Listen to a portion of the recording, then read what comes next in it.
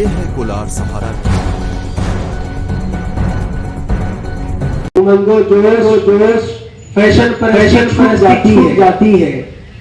امنگو جوش فیشن پر جاتی ہے. ذرا سی بڑھتی ہے مستی چھوٹ جاتی ہے. ذرا سی عمر بڑھتی ہے مستی چھوٹ جاتی ہے. جب گھر سے نکلتے ہیں تو موبائل یاد رہتا ہے. جب مسجد جانا ہو ٹوپی چھوٹ جاتی ہے. جب مسجد جانا ہو تو ٹوپی چھوٹ جاتی ہے. کہتے ہیں ماں کی دعا نہیں جاتی. ماں کی بددعا بھی خالی نہیں جاتی. ماں کی دعا خالی نہیں جاتی. ماں کی بددعا بھی خالی نہیں جاتی. ماں برتن بچوں کو سنبھال لیتی ہے.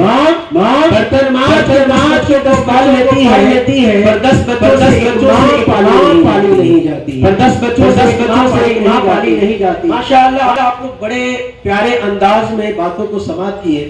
سب حضرات کے ہاتھوں میں فون ہے.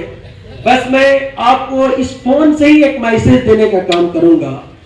جب یہ فون پہلی مرتبہ جب اس دنیا کے اندر ایجاد کیا گیا تھا, جب لایا گیا تھا, تو اس کے اندر صرف بات ہوتی تھی. کیا ہوتی تھی؟ بات, کالنگ. دھیرے دھیرے اس کے اندر بات کے بعد اس میں پھر دوسرا ایک آپشن آیا جو میسج کا آیا. کیا آیا؟ میسج کا آیا. تیسرا آپشن یہ آیا کہ اس کے اندر کیمرہ ڈالا گیا, چھوٹا سا, جو پہلے ہم لوگوں نے دیکھا 2005 2006 7 کے اندر. جس فون کو ہم نے دیکھا کی پیڈ فون ہوا کرتا, بہت چھوٹا سا تھا وہ. اس کے بعد دھیرے دھیرے اس کے اندر ویڈیوز بنانے کا کام آیا. پہلے خالی فوٹو کھینچا جاتا تھا, اس کے بعد کیمرہ آیا تو ویڈیو بھی بنانے کا آپشن اس کے اندر دیا گیا. پھر اس کے بعد جیسے جیسے ترقی ہوتے گئی, یوٹیوب آیا, فیس بک آیا, ہر طرح کے آپشنز اس موبائل کے اندر ڈالے گئے. آپ اس موبائل کو چلا رہے ہو, اس موبائل کو یوز کر رہے ہو. ہم انسان جس مقصد کے لیے پیدا کیے گئے اس دنیا کے اندر, اس موبائل سے سیکھنے کی ضرورت ہے, اس موبائل سے میسج لینے کی ضرورت ہے, اس موبائل سے ہمیں سبق حاصل کرنے کی ضرورت ہے. آپ یوٹیوب چلاؤ, آپ کے موبائل پہ کوئی کال کرے گا تو کال آتا ہی ہے, یوٹیوب چلنا رک جاتا ہے, کال نہیں رکتا. آپ فیس بک یوز کرو, یعنی موبائل جس وقت جس مقصد کے لیے لایا گیا تھا وہ اپنا مقصد نہیں بھولا. آپ فیس بک چلاؤ, یوٹیوب چلاؤ, جو چیز کو یوز کرو آپ, مگر جیسے اس کے اندر کال کوئی کرتا ہے تو وہ یوٹیوب چلنا بند ہو جاتا ہے, فیس بک چلنا بند ہوتا ہے, کسی کو ٹویٹ کر رہے وہ بھی بند ہو جاتا ہے. یعنی ایک موبائل بھی کہہ رہا ہے کہ میں جس مقصد کے لیے بنایا گیا ہوں, تم میرے اندر جو چیز کو بھی استعمال کرو, میں اپنا مقصد کبھی نہیں بھولوں گا.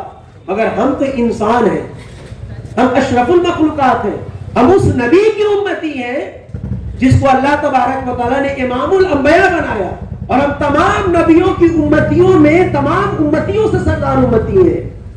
مگر ہمارا عالم کیا ہے؟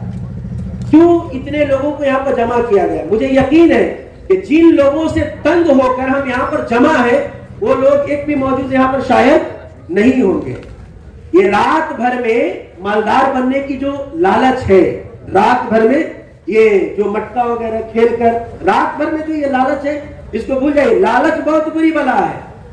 آپ نے کتیا کو دیکھا ہوگا, کتیا, بس میری آخری بات, کتیا کو دیکھے ہوں گے, بہت ساری باتیں ہیں مگر وقت اجازت نہیں دے رہا ہے. بہت ساری کتیا کو دیکھے ہوں گے, ایک وقت میں کتیا تقریباً 10-11-12 بچے دیتی ہے, 10-11-12 بچے دیتی ہے. رات بھر میں جو امیر بننے کی خواہش ہے کہ ہم مٹکا کھیلیں گے, موبائل پہ جو بھی کیا ڈریم 11 کیا چل رکھا ہے, بہت سارے ایسے ایپس ہیں جس کے اندر جوا, شریعت کے اندر, اسلام کے اندر, ہمارے مذہب کے اندر. آپ نے علماء کرام حضرت مولانا صاحب سے آپ نے بڑی انوکھی انداز میں قرآن شریف کی آیات بھی سنے اور حدیث مصطفیٰ کو بھی سماعت کی. اس کے متعلق میں نہیں جانا چاہتا ہوں. یعنی آپ اندازہ لگائیں کہ کتیا ایک وقت میں 10-11-12 بچے دیتی ہیں, اور اسی طریقے سے آپ نے سور کو دیکھا ہوگا, خنزیر کو, یہ بھی اسی طریقے سے بچہ دیتی ہے. 10-11-12-13 بچے ہوتے ہیں اس کے. اور بکری کو بھی آپ نے دیکھا ہوگا. بکری 2 یا 3 یا 4 بچے دیتی ہیں. کتنے؟ 3 یا 4 بچے دیتی ہیں. مگر اب اندازہ لگاؤ، دیکھو ذرا غور سے، بکری کی تعداد زیادہ ہے کہ کتوں کی تعداد زیادہ ہے؟ دیکھو گے تو بکریوں کی تعداد زیادہ ملے گی آپ کو، کتوں کی تعداد زیادہ نہیں ملے گی. خنزیر کی، سور کی تعداد زیادہ نہیں ملے گی. ملے گی تو بکریوں کی تعداد زیادہ ملے گی.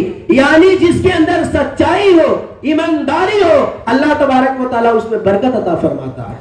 اللہ تبارک و تعالیٰ اس کمائی میں برکت عطا فرماتا ہے. ہمارے آقا صلی اللہ علیہ وسلم کا ایک لقب ہے حبیب اللہ.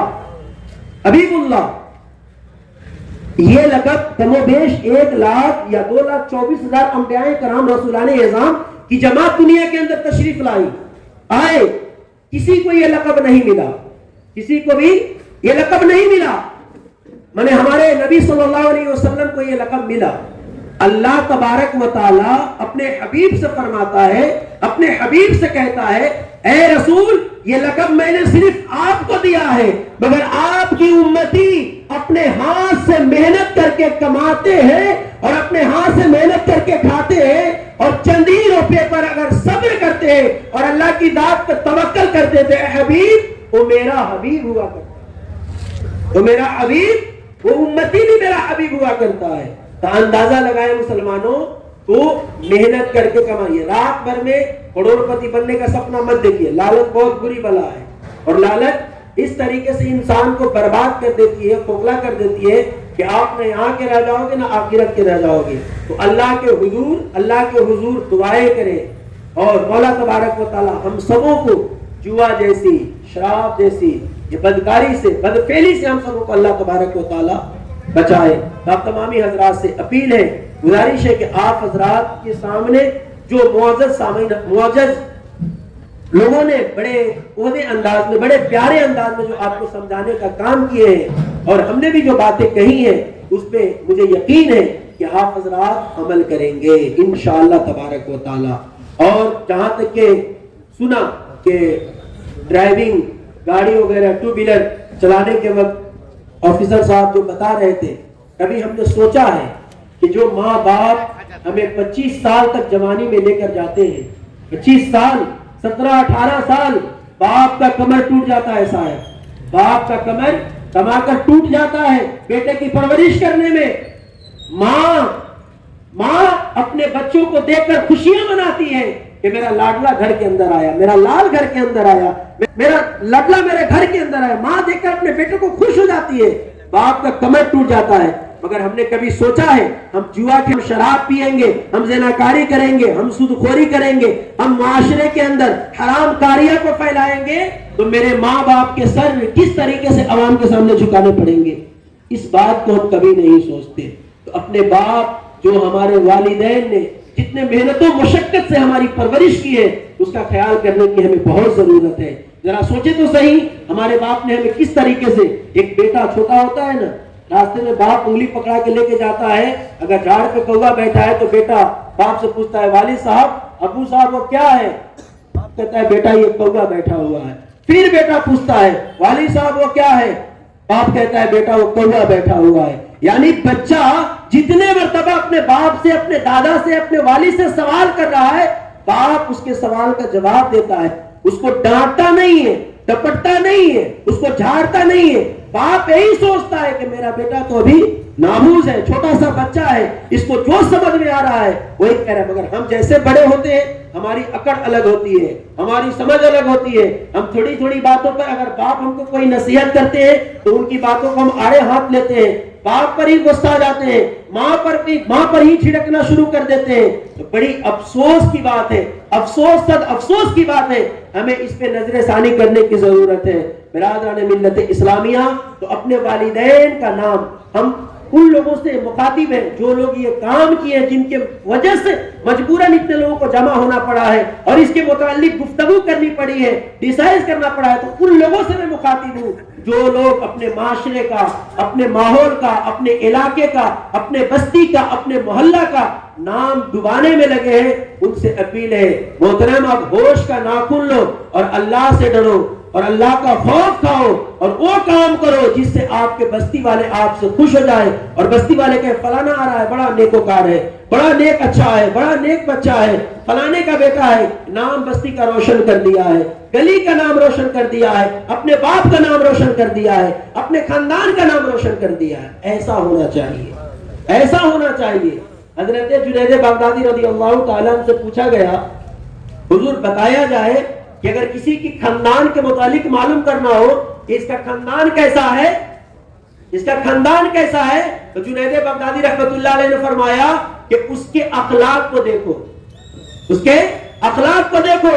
اگر اس کے اخلاق صحیح ہیں تو اس کی خاندان کیسے ہے آپ کو خود بخود معلوم چل جائے گا. اور سب سے اچھی اگر انسان کے اندر اللہ اگر کسی کو پسند کرتا ہے تو اللہ تبارک و تعالیٰ بندے کے اخلاق کو پسند کرتا ہے، اور یہ اخلاق ہر دھرم کے اندر مانا جاتا ہے. تو آپ حضرات سے اللہ تبارک و تعالیٰ ہم سبوں کو سننے سے زیادہ عمل کی توفیق عطا فرمائے. صلی اللہ علیہ وسلم. خوش ہوگی برائے مہربانی.